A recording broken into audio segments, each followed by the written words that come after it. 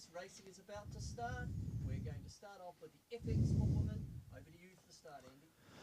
So here go the top 16 girls in the 49er Europeans, just about to start, and we're looking from the other side of the course. This is the committee boat. There's been a massive change in wind direction. This is a thermal breeze. And we just hear it's all clear, so that was a good start by the fleet, and we see a British boat tacking off immediately, coming out to the shore side of the course, about 7 to 8 knots. Well, certainly a big change in condition. We've got the sea breeze is set in. So the wind has effectively done a 180. And Andy, I think we're in for good afternoon's racing now. We are hoping to get 2 races off for the women, followed by 3 races for the men in the 49er class. What are you seeing, Andy, as they work off the line? I'm seeing a split in the fleet, and it will be interesting to see with this new change of direction which is the way to go. This is a thermal breeze, and at the moment it's hard to tell which side is coming out better. They both look pretty even as they come up the course. Distinct 2 groups. We've got the group heading out to sea there on the left. The group coming directly towards us are heading towards the breakwater. And you just wonder whether there might be a little bit of a winding effect over looking upwind on the right-hand side. We'll have to wait and see when they tack onto starboard. The body of the fleet heading off directly out of the bay. They're on starboard tack, and they really have just found a lane off the line and continued on. We're expecting the conditions to be 6 to 7 knots out of 150 degrees, but now we get our first shot of the animation. And so we see that the left-hand side going out to sea is actually the paying tack, and look who is in the lead. It's Victoria Herzog. Do you think it's called Herzog? I think it's Victoria Herzog. Yes, I had that confirmed from one of the competitors listening in. And she is particularly remarkable for doing so well in this race, Peter, because yesterday she sustained a horrible injury, was taken to hospital after she ended up capsizing and whacking at some speed with her leg into the side of the centreboard, into the sharp trailing edge of the centreboard. So the fact that she's out here sailing at all is very impressive. It certainly is. I was talking to that crew earlier down on the dock, and her leg looked, it was quite a nasty-looking injury, and but she was pretty happy to go sailing. She had ice on the wound. As we look at the boats now, it's a good little breeze. They're heading up the first windward beat. The balloon we can see there is used by our highlights package people. It has a stationary camera in it. The cross coming up. We now have the group on the right-hand side. They've tacked. They're going across on starboard. And nice breeze, isn't it? This is the nicest breeze we've seen pretty much all day. Great to see the girls twin trapezing, because we were concerned there would be any sailing at all this afternoon based on what we were looking at half an hour ago or an hour ago. But they're fully stretched there. They're not fully down on their trapezes, so they're not operating at full power, but they're starting to generate their own breeze, and the boat's looking very efficient as they go up towards the top mark for the first time. We're on board. Is one of the lovely onboard shots as the crew are obviously on the windward side.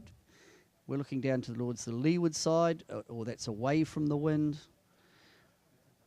As the boats go upwind, double trapezing. You can see the trapeze apparatus there, Andy, that when the boats tack, they hook into the ring, and the adjustments on the ring. It's great to see those onboard images. Yes, it is, yeah, especially when we can see the sailors. So hopefully we'll come back to that. Which boat do we think that's on board? Is it the leaders? I'm not dead sure of that. It may well be. We'll work that out when we see the sailors on board. We'll come to that shortly. So here's Germany 810. It's the Gerger sisters, Eula and Lotte, looking really well together out on the right-hand side of the course. think, though, the group, Andy, that are probably leading this race, so that group far left, saw them come off the line. We'll just wait for them to converge. This is coming from our rib out on the water. We can see the top mark gate there as the boats now come across. Okay, and to my eye, it looks like the Brazilian boat is doing very well. That would be Martin Grail. And the Brazilian boat, right of picture, just going into attack on the ley line. And the boat to leeward tacking of them, that surprises me. Do they think they can make that? They'll be going for the other mark. It's a split windward mark. Two Danish boats right up there in the. I think they might be the leading group coming across now, tacking. I'm assuming the two Danish boats will be Ida Nielsen and Jenna Hansen as they line up for the top mark. Just can't quite pick who that was that came into leeward of the left-hand Danish boat.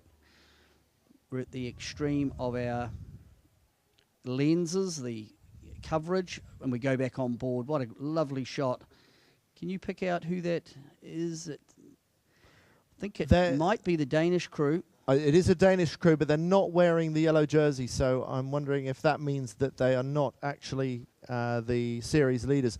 Our tracking isn't working at the moment, so I can't give you confirmation of the tracking, so we're going to have to operate with what we see on the images. If it's not the leaders, I'm assuming it might be Jenna Hansen that we saw go around the mark and could have the camera on board as we look at Martine Grail, also heading now downwind under Jenica.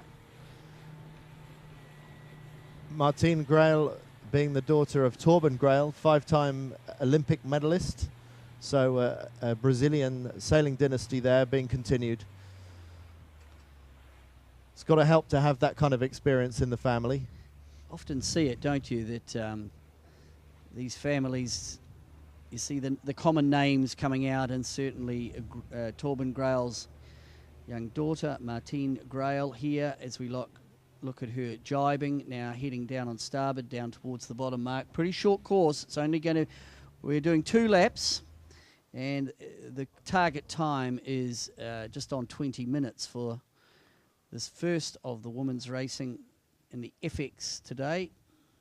Big delay this morning due to lack of wind, but the conditions now are pretty ideal to me, as I think we're back with the leaders now. This could, in fact, be in the white, the Danish boat with the white tops on them. I think might be Ida Nielsen. And the blue Jenica on the left-hand side of the course also doing very well. But it does look like the Danes are doing very well on home waters at the moment and doing very well in this series generally. You get the impression that there's a good squad system working here for the Danish. Well, we talk about that, don't we? We've talked about it for the men, and certainly these two Danish crew, Ida Nielsen and Jenna Hansen.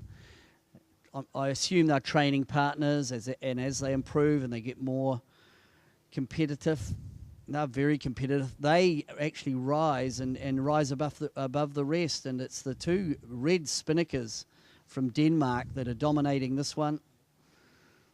With the Brazilians with the white Jenica in the middle of picture, lying in 3rd, possibly 4th place.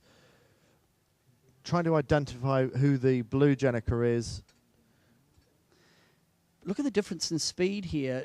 Just the windward red spinnaker. I can't actually identify between the two Danish boats. Well, I think the near one with the yellow jerseys, that must be Ida Nielsen and Mary Olsen. That's good. So that is... That series leader potentially leading the race, but it's very tight between the two red boats, the two red Jenicas of the Danish crews. See the white spinnaker from Martine Grail also coming in. The leeward boats. It's going to be still another jibe for the windward of the two Danish boats. I think Grail and... There they go now. I think Grail's actually on the ley line with the white spinnaker. And the other leading boats. Looks like she might be rolling that red Jenica, the Brazilian boat, but can the red Jenica of Jenna May Hansen and Katja Iversen hang on? They should be able to, but this is a lead change. Looks like Brazil might be moving into the lead here. So we're on board with Jenna Hansen. So they come round, down comes the Jenica, balancing the boat round the bottom mark gate. We're heading up the second leg. Still a lot of athleticism involved, even in the, well, potentially more in these light conditions. Love the onboard shot. It's on starboard, so the camera is on the boom of the boat and it's pointing back towards the two crew. You can see them working, main sheet with the forward hand, the steering, and a lot of coordination going on. I see there was a change over there for the main sheet. Geez, just a bit of a dunk. So the wind is still up and down a wee bit, Andy. And yes, it is. And the potential teabag there, which they managed to rescue themselves from. And here come the Brazilians just tacking there on the right-hand side of the course. Who's going to come good on this one? To me, it looks like the Danes on the right of picture are doing better. It doesn't look like the Brazilians, for going right, have done so well. Well, in the lighter conditions, the effect of tacking in terms of, you lose quite a lot, don't you? In the breeze, when there's a lot of power, they seem to attack a little more effectively they do in the lighter stuff, Andy. Yeah, I think that's right. I'm really impressed with how quickly the girls have caught on to the subtleties of sailing. These are very difficult conditions to sail the 49er FX. Get grip on the foils, knowing how to trim the sails. There's something that gets easier once you have enough power to actually ease the boom off the centre line. But this is all about creating maximum power in these conditions. Andy, we talk about the 49er for men, the FX for women. Just tell us a little bit about the differences. It's the same platform, so it uses exactly the same hull and the same wings and foils. So everything below the mast is exactly the same as the boys are using.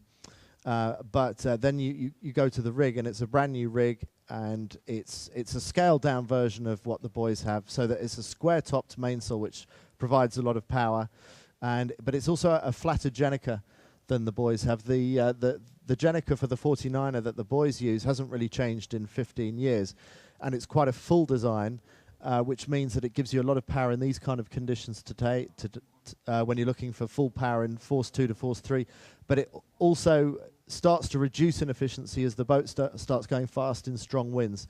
So with the design of the FX rig, they took the opportunity to redesign the kite from scratch, so they got a flatter Jenica, which is maybe not quite as powerful in these conditions, but is potentially much faster in the stronger winds. And I think the boys are looking at maybe upgrading their own Jenica to get something flatter and potentially faster in the stronger winds. I think it's probably for fear of being overtaken by the girls in the breeze, and they wouldn't want that, would they? Cross coming up here with the Danish boat, 136. That's Jenna Hansen coming across, so she's really taking good advantage by that right-hand bottom gate.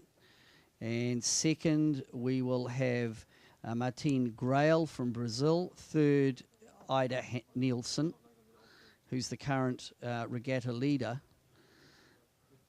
So we were talking earlier about the north-south split, the cold country, warm country type of split, and I would say this is warm weather kind of territory, and yet we see the Danes doing well on home waters. But it's interesting to note that in second place it's the Brazilian team doing well, and maybe these are the kind of conditions we could expect in Rio de Janeiro for the 2016 Olympics. Well, it's just good to get racing underway. We had, as we said, a bit of a delay this morning. There's the race leader heading up towards Mark 3, Jenna Hansen. She's currently in second position overall. And you look at that picture and it looks like a very comfortable lead, but we'll have to see when other boats come into the picture if that really is the case. Gee, that was a long port tack all the way across. We can see the top mark gate just coming into play now as we look at 136, so that's Jenna Hansen. It seems like the onboard camera is proving lucky for them. We've seen some onboard pictures of them sailing along, and here they are currently leading the race. I think they've got a good little margin here. They've stepped out. And yeah. It looked to me as though the seaward side or the right-hand side of that upwind was favoured. Maybe a little bit more pressure out in the centre of the bay. Okay. Well, certainly that is a good gain because it was the Brazilians that went around ahead, but the Brazilians still very much in the hunt for a top 3 in this race. And in fact, the top 3 have a very good lead on the rest of the fleet. The gaps are starting to show, and they're approaching the top marks for the final time. This is a 4-leg, 2-lap race. So we're coming up to the top mark. This will be Mark 3. And again, you can see the boats that are coming in from that right-hand side. It looks like no change to the lead, Jenna Hansen, but we could well see a change for second and third with the boats that actually punched quite hard to the port hand ley line. But we'll pick that up on the downwind. There was a double tack by the race leaders. They weren't quite on ley line, so they had to do a double tack, which can be expensive, but they remain in the lead, and here they go for the bear away and the hoist. Will it be a straight hoist or will they jibe?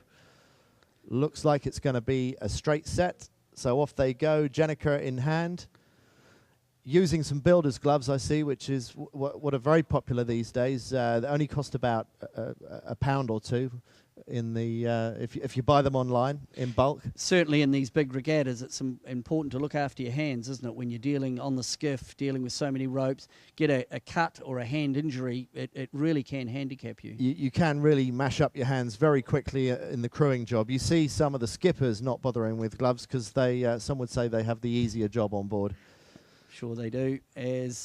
Now, we'll go back. It looks like we've got a new race leader, the white spinnaker. I don't quite know who that is. That double tack at the top mark by Jenna Hansen may well have opened the door for the white spinnaker to come through. I think that might be Grail. Are you checking on that? Maybe. We don't have tracking at the moment, but I think you're right. I think that's the Brazilians who have actually got round ahead. So that little double tack at the coming in under the ley line for Jenna Hansen was a little bit costly. It's opened the door. So the 2 Danish boats, red spinnakers, which makes it pretty easy. So it's that Nielsen and Hansen. Then we think we've got Grail from Brazil on the white spinnaker, who just hold around about a 5-length advantage. And there you can see it is the Brazilians to leeward of Jenna May Hansen in second place. And from that perspective, it looks like a reasonably good lead and a good defensive position for the Brazilians. So that was a little error at the top mark there by Hansen. She had the lead, just slightly underlaid on the approach to the top mark when she came in on starboard. It just illustrates again how expensive double tacks are. And if in doubt with these boats, you probably want to overstand a ley line because a tack is quite an expensive move, now, especially in these lighter winds. Andy, more players are coming into the game. The blue spinnaker and there's a black spinnaker. Now, they went round the other side of the top mark gate, again illustrating top mark gate, great innovation. It opens the course up. So we've had a real bit of a juggle of the fleet, and they're coming down to the finish. So we'll just try. We don't have our animation. We've just got a bit of a technical issue. But what we can say is the Brazilians have stretched out, whereas the boats attacking from behind look like they are threatening for second and third place. That's no longer the domain of the Danish. The blue spinnaker and the black spinnaker look in a good, strong position.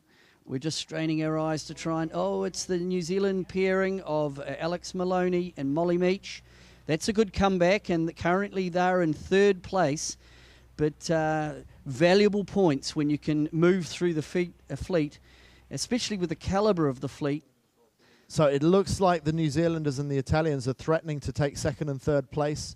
We're coming down close towards the finish. It's unlikely that anyone is going to catch the Brazilians at this stage, but it looks like the Danes have yielded second and third place. We see a jibe there by the Kiwi boat, and it looks like they've got across the front of the Danes. So that top mark approach and the top mark exit with the gate has certainly favoured the blue spinnaker of Alex Maloney, Molly Meach. They've come through as the 2 red spinnakers. That's of Denmark. And have you picked up who that black spinnaker is? So it's the Italians. We've got Giulio Conti. So we've got Grail first. We've got Maloney second. Conti. I think Conti's been rolled there by the regatta leader. Yes. Nielsen.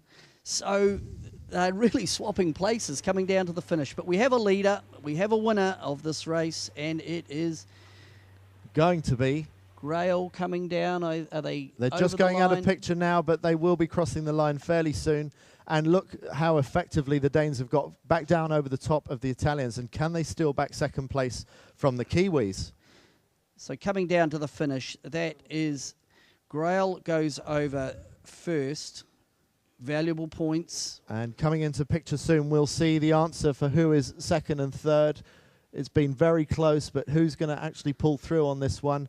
Looks like it's going to be the Kiwis with the Seiko Velotura Blue Jenica. And in third place, looks like they've got third place back from the Italians. And that is going to be the series leader, Ida Nielsen and Marie Olsen. Third place, a very useful score for them. And they are continuing to be the dominant force in the FX racing. Well, they really recovered very nicely with that third from being a little bit deep. It looks a bit soft as now we look at the body of the fleet coming through. The team that have dropped back is Jenna Hansen. She was the leading. Ones we're looking at, yeah. And what was I really thinking about calling them the having the lucky onboard, because it hasn't been so lucky after all.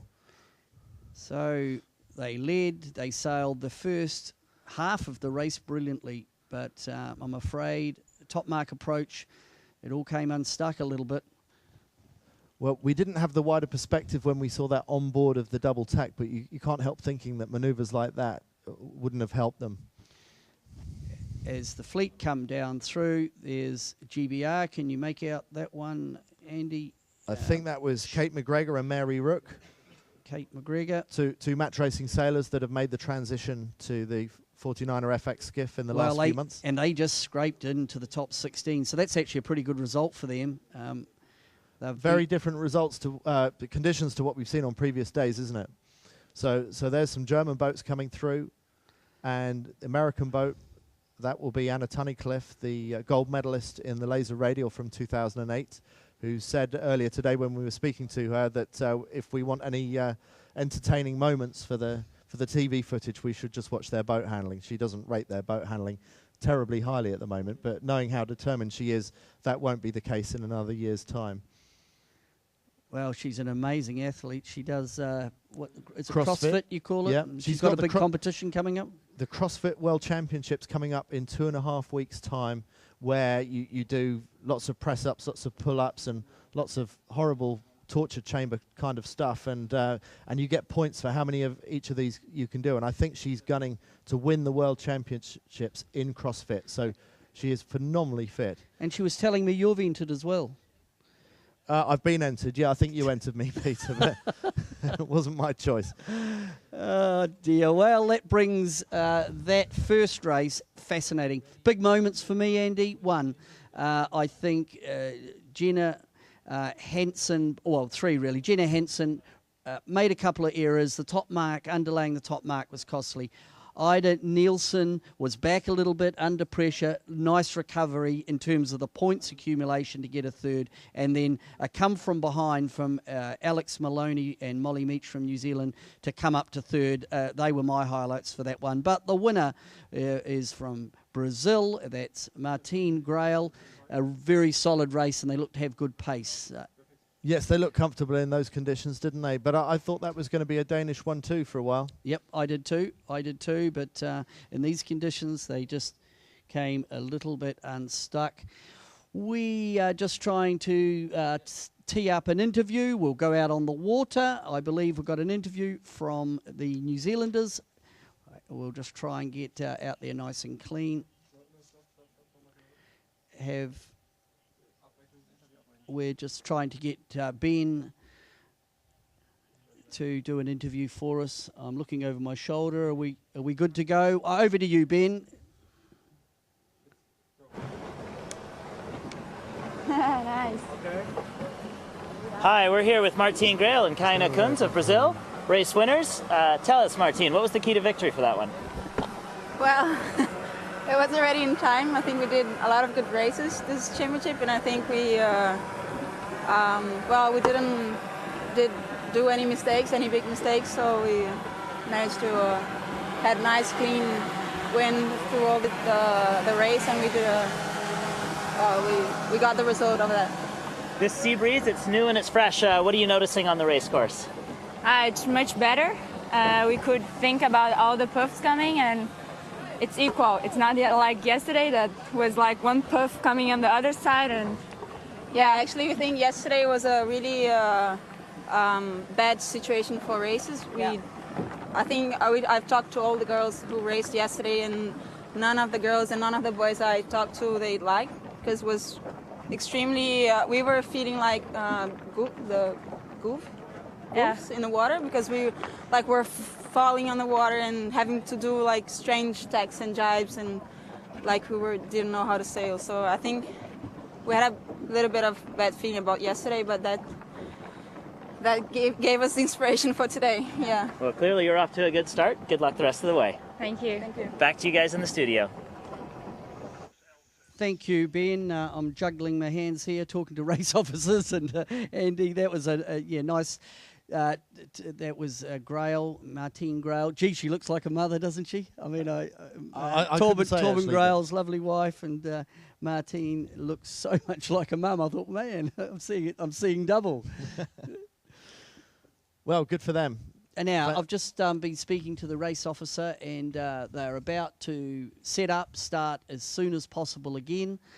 So we're going to be straight into the second race. The other thing that David actually mentioned to me, he said target time. He's very tight that these are short races, just 20 minutes. And he was just giving himself a bit of a pat on the back. Yep, I'm right on the button. 20 minutes. He got his 20 minutes. He got his 20 minutes. He was wanting that. So we'll just stay with you. I think they're going to turn this round quite quickly. Andy, your key moments in that race. Well, let's think back to it. The thing that still stands out to me is how the Danes gave away the lead to Martine Grail up the second beat. She started to stake her claim on the lead at the first leeward gate, and she just seemed to pick a better way up the second beat. We can't quite tell without the tracking exactly how that happened. I should just say the reason why we're not getting the tracking is that because the boats are a little bit further out to sea than they were in previous races, we're not going to be able to bring you the tracking today. So we're going to have to operate with the images that we get. Well, the other thing that we should just repeat, that there has been a wind change. This morning the wind was blowing off the land.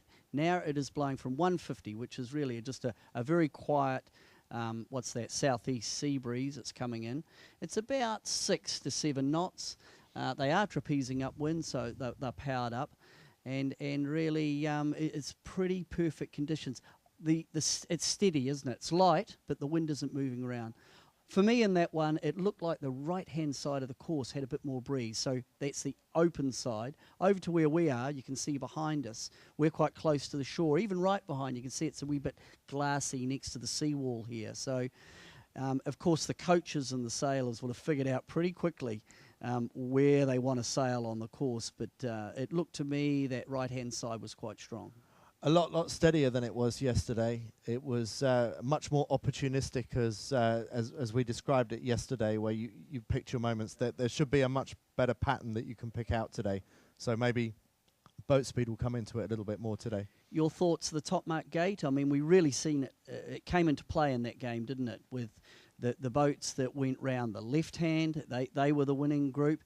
But then there were the two boats that went to the right hand. One of them, the New Zealanders, really took an opportunity. So the top mark gate opened the game up tactically for the trailing boats. Yes, and it's still a learning opportunity for the teams here, because it is so new. There's so little experience in any form of sailing with two windward marks. So how does that affect your tactics?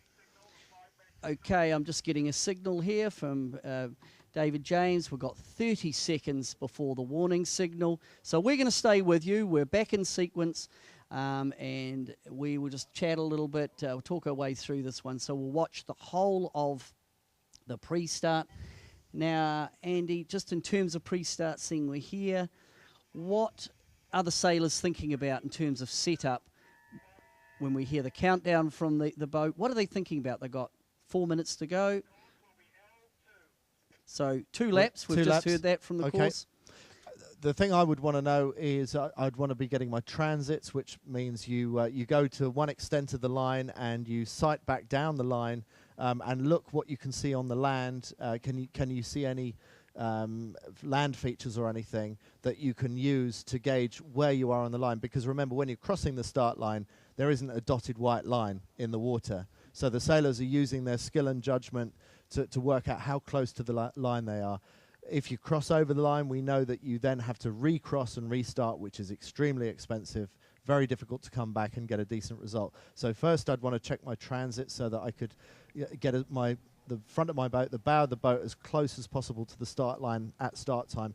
I'll also want to be thinking about who did well on what side of the course. Do I want the right-hand side? Do I want the left-hand side? Or will I take the middle?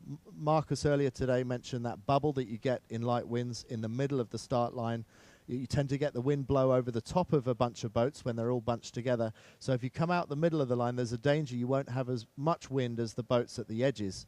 We see very, very often in 49er sailing that winning the pin, the left-hand end of the line, is often the place to be, because you can afford to steer a little bit looser than everybody else. You can put your bow down and sail a little bit harder into your sails, and that makes the whole boat much more efficient. So that's a nice one to win to the left, but it's a very short course. So if you do that, have you got time to gain that speed advantage and then to tack across everybody else? You might be a little bit dictated to on a short course like this. So I'd be thinking maybe I want to start towards the committee boat end so I can dictate my own fortunes a little bit more. So that's the risk of the pinning start, isn't it? You start at the pin. At some stage, if you cannot get extended enough, when you tack, you are the giveaway boat on port. Yeah. Port hand boat is the giveaway boat. And you might start nicely at the pin, but can you get enough leverage to tack and cross? Yeah. And that's the key moment for the port hand boats. But the good thing about a fast boat like the 49er is that once you've tacked, it's very difficult for anybody else to defend that. So as long as you can get a clean tack in and be the first to do so, it doesn't hurt too much to duck a couple of transoms and keep the speed on and shoot out the other side of them. Whereas in a slower boat like a keel boat, you might be at risk of being tacked on. I'm just looking for the race clock. I think we must have around, I haven't got a clock. I don't know if anyone has. I'm looking up. No, we don't have a clock because we don't have data. So we've just got to wing this along with you that are watching. We unfortunately, we've got a few technical difficulties because the course is further out. So here's the leaderboard, Andy. Yes, and let's bear in mind, we don't know how many races we're going to get in today, but this is all about making the final 8, isn't it? So we want to be looking at as much at the bottom of this leaderboard here and looking at Frances Peters, for example, who's in 9th place. She needs to get some good scores in to make sure that she can break into the top 8. Good point, because this is the last race for this group, for the women, before they go to 8. So in this race, I think we really need to concentrate 8 plus, or 8 is the cutoff, and how those points. So your two Brit contenders there, Charlotte Dobson and Frances Peters, they're right on the cusp, aren't they? They are, but that's a lot of points to make up in a small fleet, isn't it? Yes, it is. So will they be able to do it? I mean, they're looking at some poor performances from the boats above them. It looks to me like there's a lot for people to break into that top 8. It's getting close now, Andy. Talk us into this one. You can see our drone there. That gives us the beautiful shots. I think that technology is wonderful. It is fantastic. And of course now our onboard. Back on board with the Danes, who we thought maybe were going to win that race for a while, but I can't remember where they finished exactly in that race. It was somewhere around 5th or 6th place in the end. Yes, the Danish pair in the end they were 8th. You know, they went from 1 to 8. It's that was a bit expensive for them. Certainly was, yeah. And it's steadier conditions today, so even though the wind is lighter, you don't want to be seeing that kind of drop in a race like that. So here we are coming up to the start, and there's a few looking like they fancy the pin end of the line for a change. Just a small correction there, Andy. I said 8. It was actually a 7, but it was still quite a big drop. I think they're lining up. Over to you for the start. Okay, so here they go, just sheeting on, just accelerating. One boat bailed out, has gone behind, is looking to get a port tack start underneath the fleet. Is it going to be a clear start?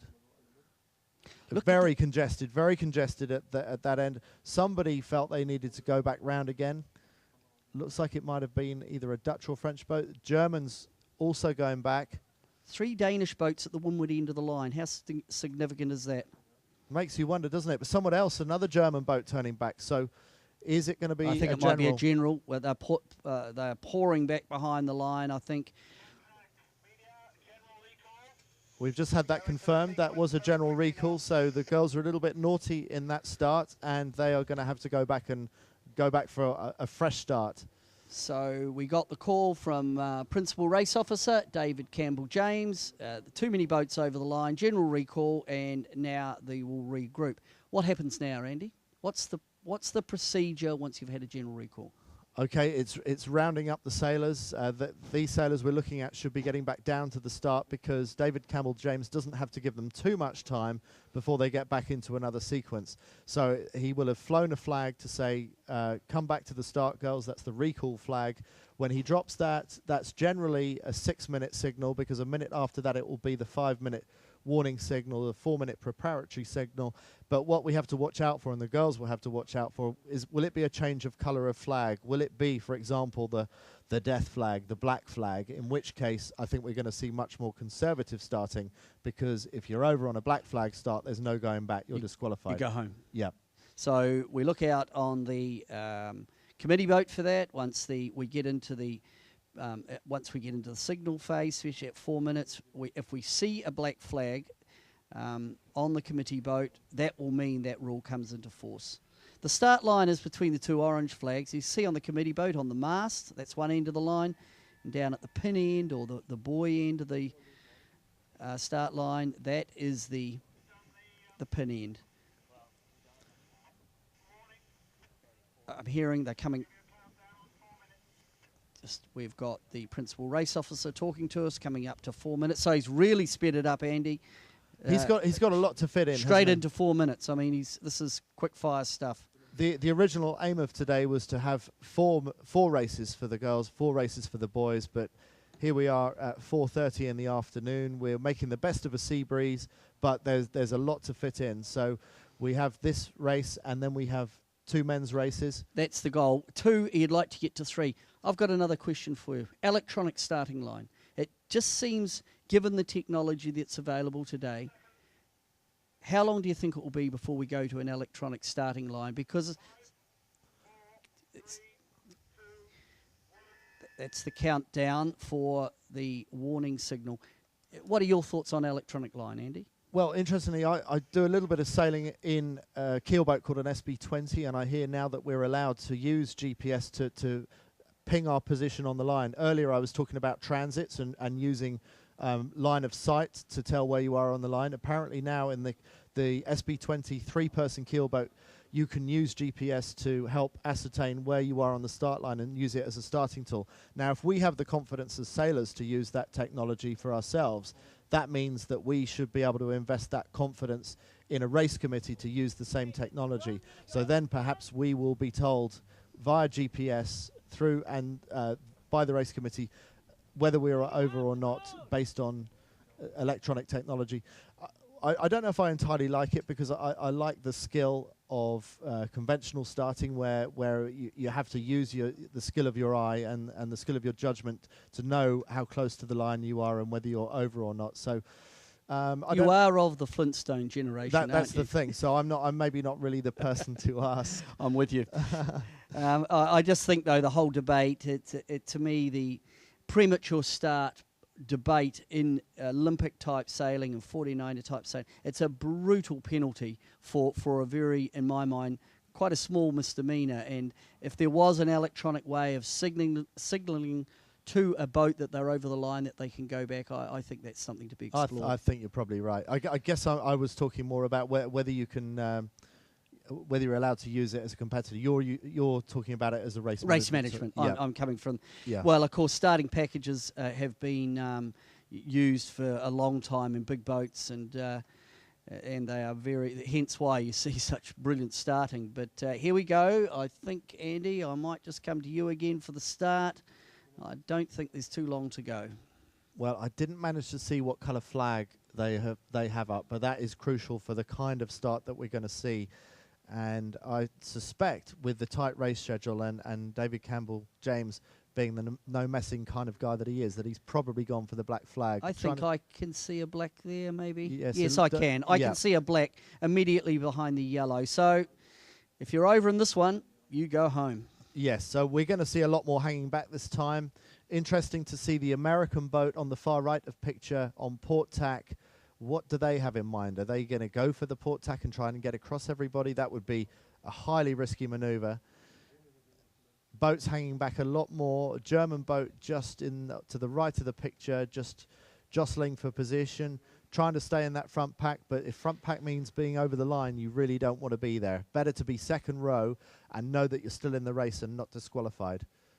And the girls have got very good at controlling boat speed. Slow speed boat handling is as important as high speed boat handling. If you can control your boat at low speeds, you can get a better starting position than your rivals. See the boats up on the line. You can see the two orange flags are the line. There can't be long to go. We, unfortunately, because of the distance the course is from our position here, we're having data issues, technical issues, but we'll do our best just to bring this to you. We can see the New Zealanders just tacking over at the windward end of the line. They have lots of space up there, so that's going to be nice for them. And let's see them roll back into the tack again. They're going to have lots of space to be able to put their bow down. Yeah, that's right. That gap to leeward means that the New Zealand boat down onto the British boat, onto GBR, that's quite a nice acceleration zone. But I saw the British match them. As soon as the British had that opportunity, they did the same thing. And here they go. And a nice start for the Kiwis on this end. And a very nice start. We just heard it was clear, so that was a black flag start, but no one disqualified. Very nice start here for the Danes. They did the very unconventional move of starting on port tack underneath the fleet. That's regatta leader. Yes, that's Nielsen and Iversen, and and Olsen. And here they are. They're able to put their boat where they want. They can sail nice and hard into the jib, which means they just steer down a little bit more, and that puts the power in the sails. And there they go into attack. They've gone far enough. They want to consolidate and go the same direction as the rest of the fleet. Yeah, even though they dipped the New Zealanders off the line, they came off the line clean and clear air. And already, look at the benefit they've got out of that. They've sailed right round the New Zealand pairing of Maloney and Meach. And I think it'll be Denmark. Oh, sorry, that's Anatanicliff there. They also did a port tack start from the other end of the line, so they did more ducking of more boats. But that's also not a bad start for Anatanicliff at this stage. But you'd rather be Nielsen and Olsen going towards the middle of the course and looking very strong. But nice sailing there by the gold medalist Anatanicliff, the USA boat. We're going to see what information we can get from the media, from the race committee in a moment. Just try and listen here, maybe, Andy, if you just take over and I'll talk to David on the water. So there's Anatanicliff looking very nice, going out to the right-hand side, sailing with Molly Vandermeer. They've done match racing together. They were in the last Olympics, just going through a smooth tack there. Anatanicliff getting onto the trapeze and just beginning to stretch while Molly Vandermeer stays in the middle of the boat by the mast. Not enough breeze to carry both of them on the trapeze at this stage, but they're looking good. They did an unconventional port tack start, started underneath the fleet, gave away distance because they fancied getting out to the right-hand side, and they are at least crossing the Italians that we see in picture here. Andy, I've had a bit of a sneak out the window, and I must say, I think again, when we're looking at this group, they're on the left. The group that are far right to me, when I look at it, are a long, long way advanced and in pressure. Are you talking which side of the course? Oh, sorry, on the left as I look up the course. This right-hand group that we're looking at now, I'm not sure if this it's not that good over this side. As we saw in race one, it was that left-hand side. So how are the Danes going to come back from that? They had a great start, and I'm told that we may have 3D graphics back. So if we could go to 3D graphics and get the overhead view, just get some sense of who is doing well in this race. It looks like it might be Francis Peters, that boat in 9th place that needs to break through, have a great result to get up into 8th. So you can't do much better than be leading the race, but will it be enough to get them into the top 8 and into the next phase of the competition? Well, and you've got that situation developing. So we've got Francis Peters right out there on the left. Has she got enough that she can tack and cross in front of Beckering and Dobson? She has tacked, we can see there, and will it be enough? I think the other boats have come in underneath her, and we're That looking. suggests they're on ley line. Lutz, and that will be the leading group, that group on the far left. We'll look across the advantage line, and already we can see. You see how it, well, your hunch was right, Peter. That left-hand side. The 3D graphics. There's just more breeze out there, Andy. Yeah. So you can see why the pin end was so popular off that start line. That's where they wanted to go. They wanted to get to the left-hand side. And, well, it was the series leaders that did the port tack start and did it so well to get out to the right-hand side. But what good will it have done them? It will be interesting to see how the Danes come back from this. They will be leading whoever was on the right-hand side, but is that good enough? Doesn't look like it at the moment. The top 4 boats. I can identify there Peters and Dobson with GBR. The German boat was Lutz, I think. We have, and yes, we have Peters middle of picture. We have the Dutch boat, then another British boat, which is Dobson, and as you say, Lutz on the far right-hand side. Tina Lutz, former Optimist world champion, and a very good 470 sailor before making the switch with her crew, Suzanne Boyka, into the 49er FX very recently. And they were winners at Kielewocke just a week ago. Well, and we're going to be talking certainly on finals day about these crews. Tina Lutz, Beckering, and you'd be pretty happy to see Charlotte Dobson and Francis Peters. I see 3 Union Jacks in that picture, which is great, but let's look at the yellow dot on the left-hand side, the Danish boat. That was the boat that started to the right-hand side and has paid the price with choosing the wrong side, but actually getting back into the fight, still in the top 10. So that a good recovery from having started in the wrong direction, you might say. Yes, they certainly have. I mean, they were pretty deep. That's Ida Nielsen, but they've come back quite well. The leading group. Oh, that doesn't look penalty good. Turn there going. So there's been an incident. That might have been Francis Peters and Nicola Groves. If it was, that's not good for them. That is Francis Peters. So they're in 9th place overall. They were leading this race just a while back, but that's going to drop them back, and they're not going to be able to get the points to get them through into the next phase of the competition if things like that continue to happen. So there you see the Brazilian boat coming in, top of picture, and just tacking in synchronicity with the German boat and the British boat following them round.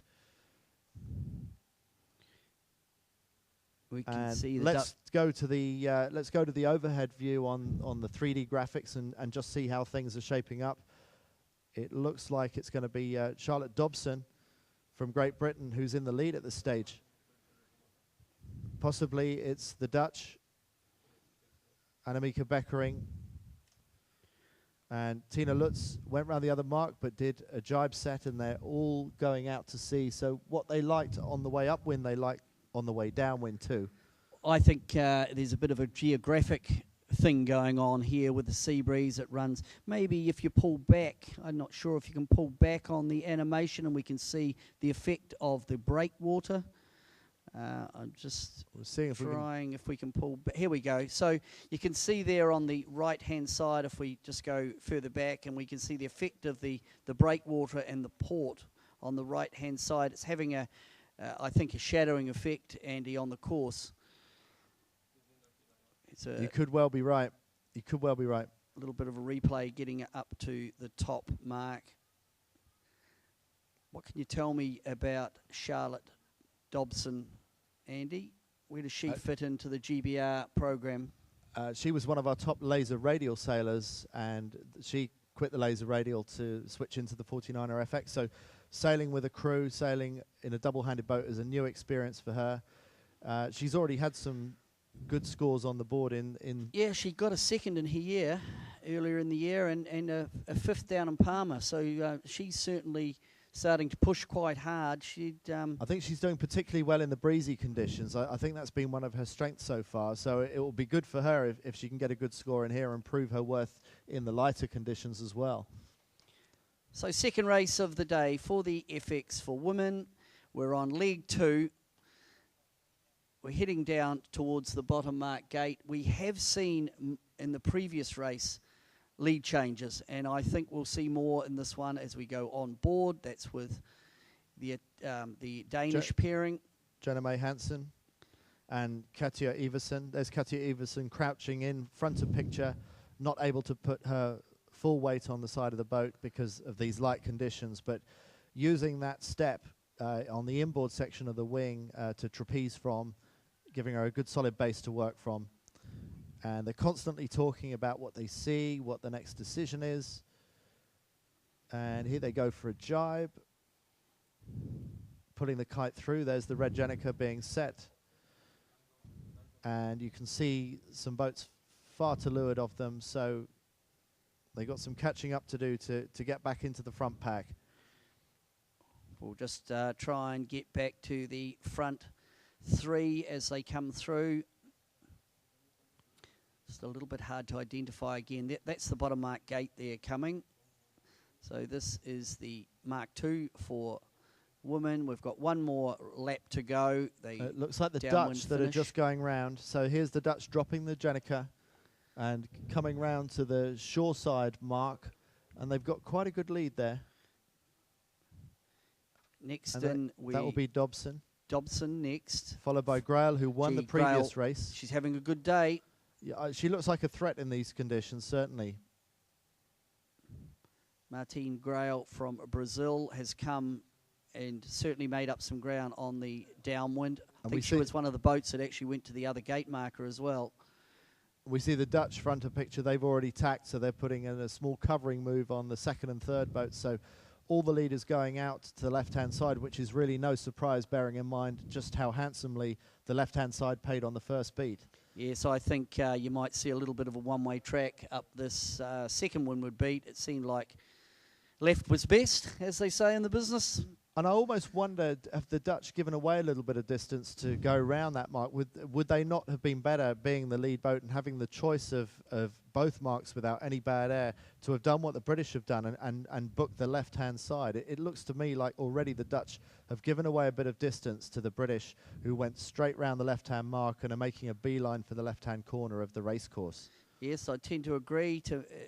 Well, it's evened up there now, but to me it looked like Dobson just had a little bit more pressure on that far left, along with Grail. Let's just have a look at the overhead shot on the 3D graphics and just get a sense of how the Dutch are getting on.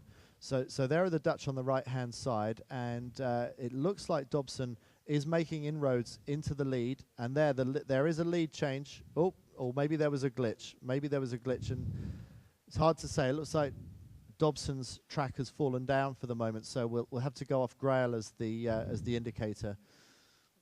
But Beckering looks like she's sailing fast and sailing low, maybe protecting against the likes of Grail moving out from underneath her.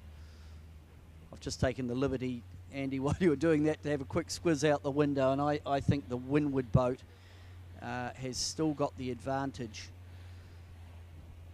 Again, we just have some data glitches because the boat's a little bit further offshore than what they were. So we look at this boat is Tina coming Lutz quite far inshore on this side, on the shore side of the course. So that seems like quite a risky move to me, bearing in mind the pattern that we've seen. And if there is a geographical feature that you've talked about, Peter, then what happens on one beat will tend to happen on the next beat. Yes, you'd certainly think it's a bit of a risky move, sailing that far away from the opposition. But maybe they figure, and I'll talk about Tina Lutz, Suzanne Boyka, just back in the pack a little bit, maybe thinking, well, maybe we just take a bit more risk as we now come to the boat we're talking about. Now, I know there's been some bibs given out overnight for like the fastest downwind boat, the best starting boat. I can't remember what purple meant. I think maybe that is best Best starts? starting boat, but I might be wrong. But they're having a bit of Tour de France fun with some jerseys. I think green means you're the best starter. I think maybe what did I just say? I think that maybe this is best downhill. Okay. Fastest downwind. So we use the SAP analytics and the GPS tracking to ascertain who is the fastest downwind. And yesterday, despite capsizing on one of the downwind legs, one of the British boats, James Peters and Ed Fitzgerald, were officially fastest men's 49er downwind. And if you remember, they had that runaway run where they just got their personal gust all the way to the bottom of the course. And I suspect that's what did it for them. That's what won the downwind race for them yesterday. It was impressive. But back to the women's racing in the FX.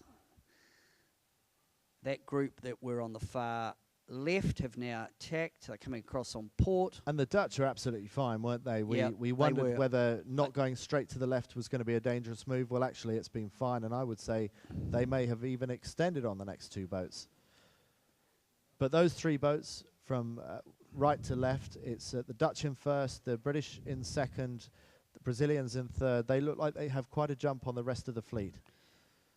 They do look like they've moved away, and again, they worked hard to the left, and the left just had, I think it's more pressure than direction in terms of what's happening out on the course. If we just switch briefly to the onboard, you'll just see how stretched the girls are on board the Danish boat.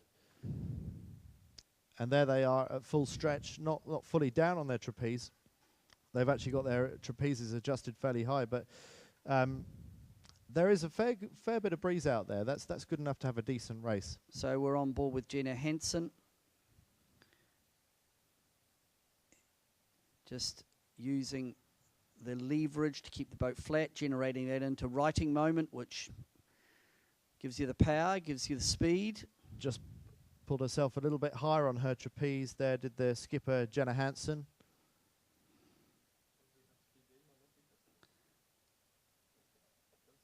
Heading towards the top mark for the last time. This will be the last race of the day for the women.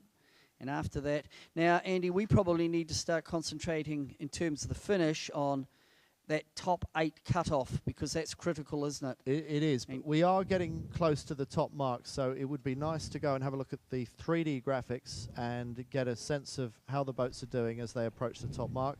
Well, let's look at this first. There's the Dutch going round in first place. That's Annemieke Bekkering and Claire Blom, currently in 6th overall, with the possibility of moving up one, maybe 2 places up the rankings. But anyway, they're well placed for moving through to the next phase of the competition. So this group, it's this Annemieke Bekkering, and then we've got Dobson next, and then Grail from Brazil. And Grail currently in 2nd place overall, so looking to make some inroads on the leaders, Ida Nilsson and Mary Olsen. But importantly for Charlotte Dobson in 2nd place, this will be enough for Dobson and her crew, Sophie Ainsworth, to consolidate their position in the top 8. Currently they're 8th overall, but likely to move up 1 or 2 places if they can hold on to the 2nd place down to the finish. Now, Francis Peters, good result round this top mark, despite that penalty turn earlier in the race, but I fear may not be enough to get them through from 9th place and get them higher up the rankings. But they're going to be one of the boats I'd like to look at after this race, Peter, and just get a sense of how things might have changed on that. Yes, well, on race my reckoning, what has that got? Peters at 1, 2, it's 5, 5th. I think that might almost be good enough for them if they can hold that to the finish. They've gone into this in 9th place. It's just a matter of who's behind them and how the points shake down. Front of the field looking the front three pretty dominant. Yeah, still doing very well. And let's mention Victoria Herzog again there. I think I'm getting indications from my German friends that I still haven't got the pronunciation right. But anyway, Victoria injured yesterday, and here she is in 4th place, so unaffected by her leg, which looked pretty nasty. We looked earlier, didn't we, Peter? And Yes, it brave was, girl to be going out yeah, sailing. it was a rather nasty-looking flesh wound, quite a swollen ankle. But she had it elevated. It was all the medical science was going on, elevation and a bit of compression and a bit of ice. And she was quite confident, as they have shown today, to come back from injury. It's great to see. I'm sure she'll feel a lot more comfortable tomorrow once they're into the finals. Coming down about halfway down the downwind. Okay, so I've got it officially from our German colleagues that if I say your sock, then I'm going to get the correct pronunciation for Victoria. Victoria, your sock. That's your sock, Peter. Yeah, I know. And before your sock, before the race, I was having a German lesson on Victoria, your sock, and the boys here have been a great help. A, with the technology, but B, with the pronunciation of their colleagues from Germany. Here's the Dutch in the lead, going through a jibe. Oh, they look like they parked up a little bit in that jibe. They've got to flick the battens on that mainsail, so that wasn't a great jibe. And have they flicked the battens? Maybe they have now, but that wasn't a terribly good jibe. But they've got such a nice lead at the moment. I don't think that's going to hurt them. Yes, I think they've had a very, very good upwind, enjoying a bit of free air, liking the lighter conditions. And there, the white Jenniker in the middle of the picture. I think that will be the British, Dobson and Ainsworth, holding on for second. Or actually, maybe it's Grail. I'm trying to think what will... could well be Grail. Could well be Grail, who's moved into second place and just jibing.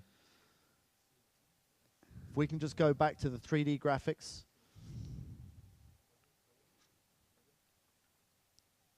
There's the Beckering in the lead, looking like she is going to make it down to the finish, but we thought that Grail was fast downwind, and she had quite a bit of distance to catch up on Dobson, but at the moment it looks like the Brazilians have moved ahead of the British.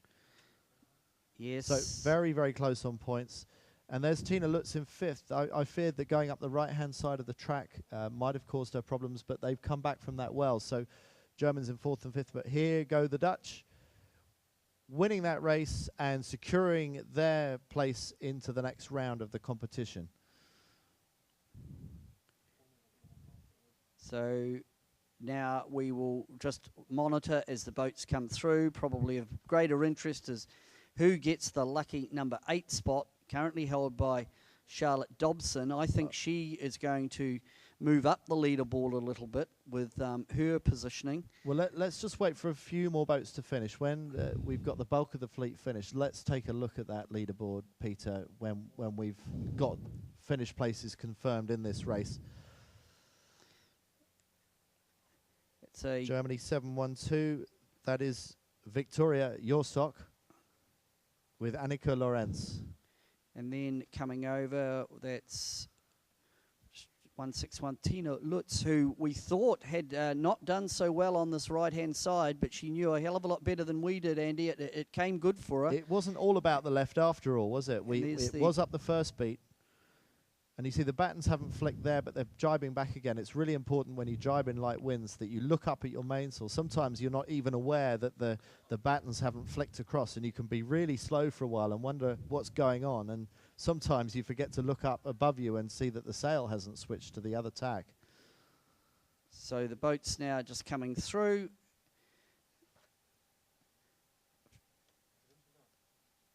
We're just looking here to try and get our heads around who are the lucky 8 that go through to the finals tomorrow.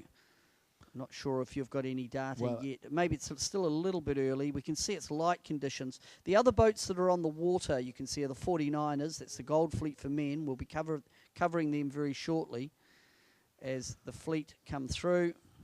Currently, we can't bring you rankings on screen, so we're going to have to wait for it to update on the system, and then I will bring you those results as soon as I can. I'm just working on that at the moment.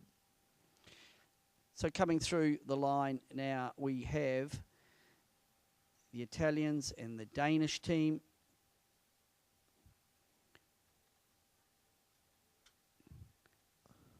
it's got, I think it's, Andy, I think it's just gradually getting a little bit lighter. We're just coming up now to 10 to 5.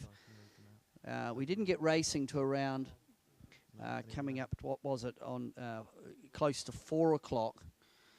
So late in the afternoon, the sea breeze relies on the heating of the land, and of course already at coming up to 5 o'clock it will be starting to cool off.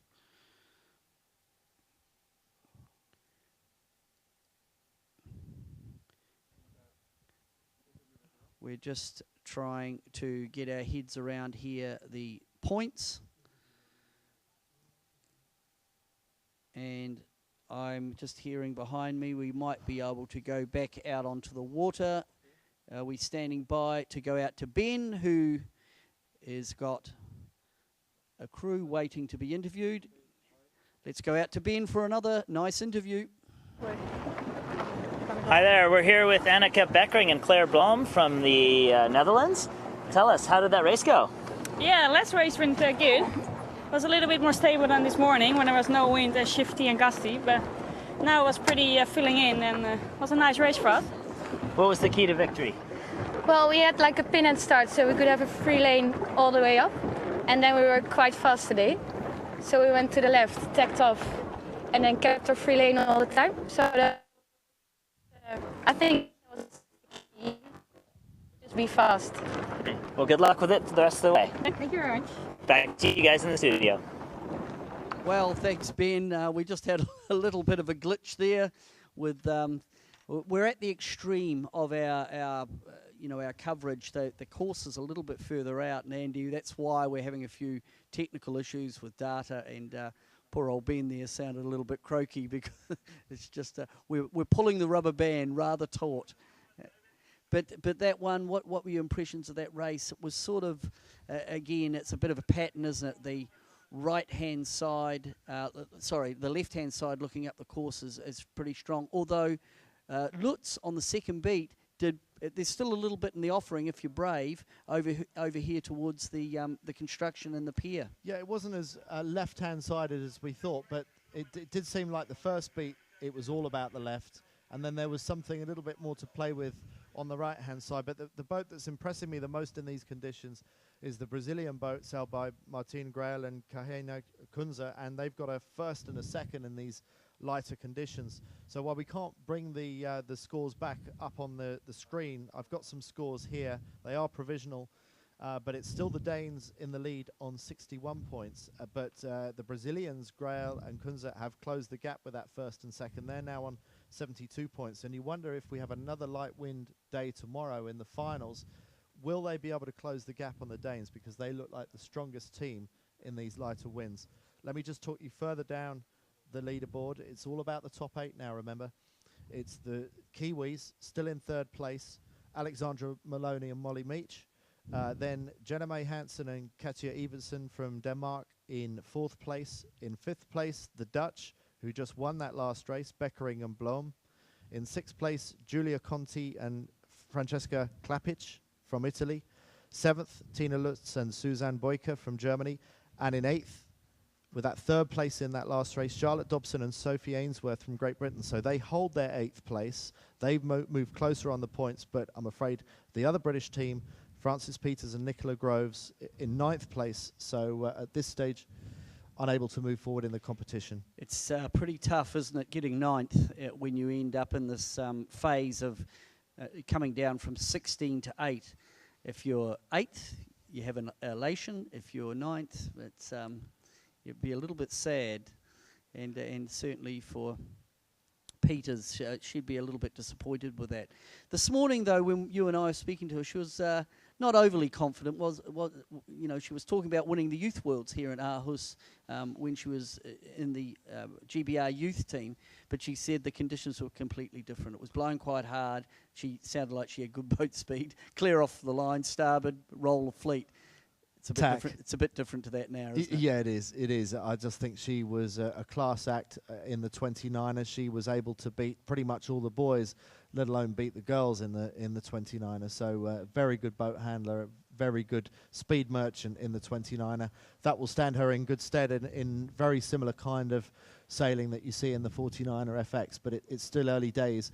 And they've only just teamed up, those two girls. They used to sail together a long time ago, but there was a compulsory mix-up of the of all the girls in the British 49er FX squad, so they had a chance to see what kind of pairings, what kind of combined crew weights were working. They've done that for the last 6 or 8 months, but now they've been given free rein to sail with who they want to sail with, and Francis Peters and Nicola Groves are old childhood friends from way back when, and they're enjoying getting back in the boat together, putting their combined experience back into the boat from having sailed with all those other different sailing partners over the last few months. Nice little wrap, and we do have our top 8 for the FX. They'll go through to the finals tomorrow, and that will be fascinating stuff. I think conditions are going to play a big part in who wins both the FX and the 49ers. We're seeing light air specialists, we're seeing medium air specialists, and Grail just looks on fire. Is this a bit of a heads up when you think now out to the next Olympic Games?